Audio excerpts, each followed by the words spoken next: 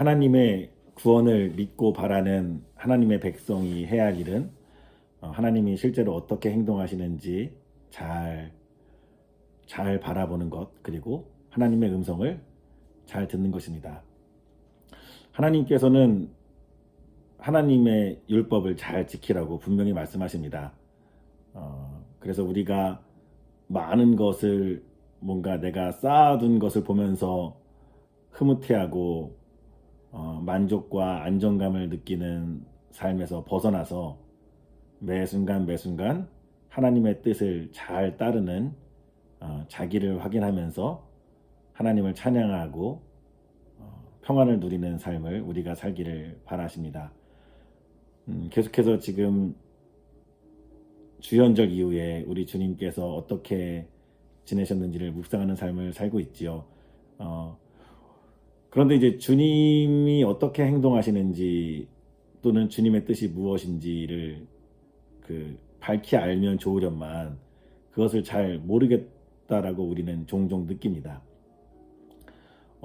그런가 하면 어떤 사람은 자기는 비교적 익숙하게 하는 어떤 일, 하지만 남들은 잘 못하는 일을 떠올리면서 나는 하나님의 뜻을 잘 따르고 있는데 왜 저 사람은 잘 따르지 못하는가? 그래서 저 사람이 문제다 라고 어떤 특정한 행동들을 잘하는 자기의 모습을 자랑스러워하기도 합니다. 또 남을 정죄하는 수단으로 쓰기도 합니다. 그런데 정작 그렇게 우리에게 익숙한 것을 잘하는 것 말고 정말로 내가 따라야 할 하나님의 뜻은 무엇일까를 생각할 때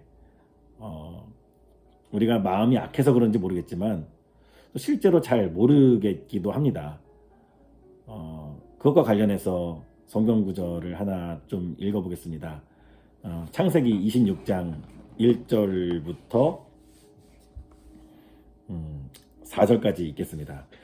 일찍이 아브라함 때에 그 땅에 흉년이 든 적이 있는데 이삭 때에도 그 땅에 흉년이 들어서 이삭이 그랄의 블레셋 왕 아비멜렉에게로 갔다. 주님께서 이삭에게 나타나셔서 말씀하셨다. 이집트로 가지 말아라. 내가 너에게 살라고 한 이 땅에서 살아라. 내가 이 땅에서 살아야 내가 너를 보살피고 너에게 복을 주겠다.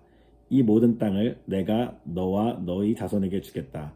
내가 너의 아버지 아브라함에게 맹세한 약속을 이루어서 너의 자손이 하늘의 별처럼 많아지게 하고 그들에게 이 땅을 다 주겠다.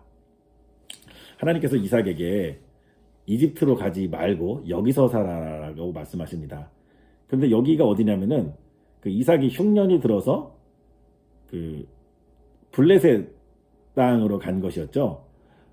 그러니까 하나님께서 나에게 어디 가지 말고 여기서 살아라라고 말하는 그 여기가 그냥 내가 내 집이 번듯하게 있고 모든 것이 나의 것이라면 당연히 제가 다른 데 갈 이유가 없죠. 그런데 지금 하나님께서 말씀하신 여기 살아라 하는 그 여기가 내가 그 남 눈치 보면서 사는 이미 나그네로 살고 있는 곳입니다.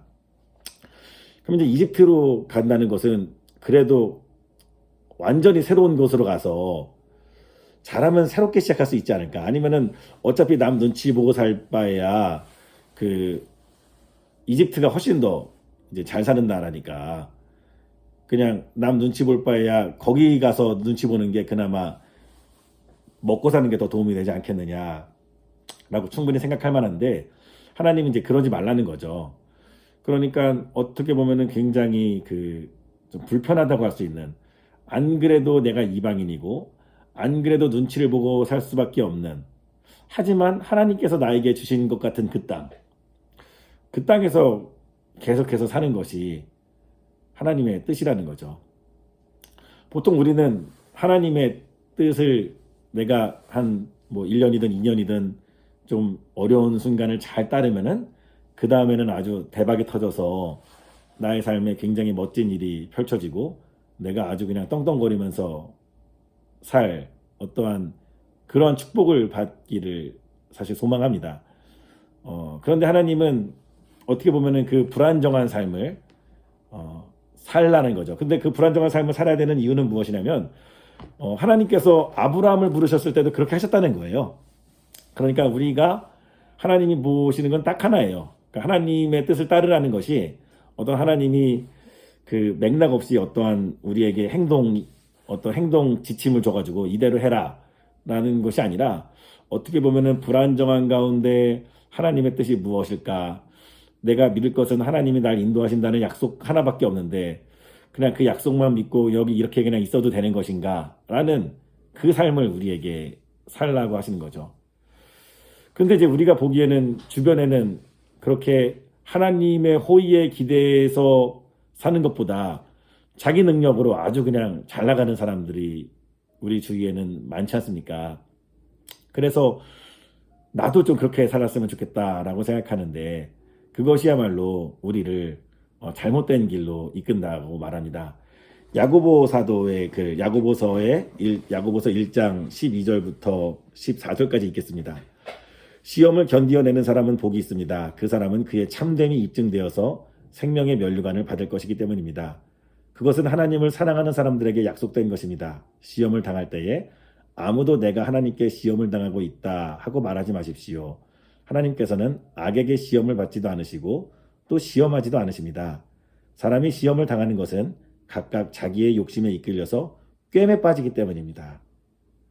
그러니까 우리가 우리 스스로를 자꾸 시험에 들게 만든다는 거죠. 왜냐하면은 무엇인가 확실한 것을 보장받기 위한 꿰매 스스로 빠지는 것이랍니다. 그래서 우리가 스스로 잘못되죠.